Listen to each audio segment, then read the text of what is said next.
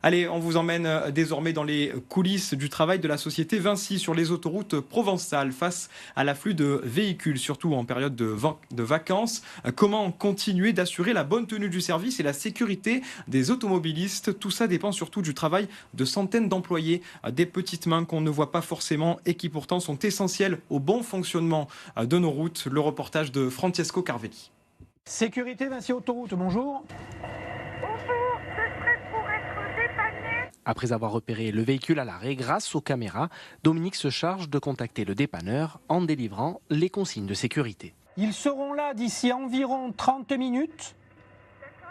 Vous pouvez retourner à votre véhicule si possible en restant derrière les glissières de sécurité. Dans ce centre de commandement à Aubagne, plusieurs opérateurs se relaient 24 heures sur 24, avec en moyenne 6 000 appels par mois à traiter en cas de panne, d'accident ou de signalisation importante, le tout sur les 4 470 km d'autoroute de l'Hexagone. Même si on est basé à Aubagne, donc à côté de Marseille, Aix-en-Provence, ici on voit toutes les caméras du réseau Vinci Autoroute. On voit par exemple ici le sud-ouest, frontière espagnole. On a la 10, banlieue parisienne, ou le réseau A8 ou A52 qui nous correspondent.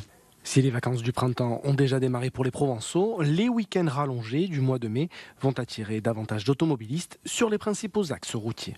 On est vraiment assujetti au flux de véhicules qui arrivent.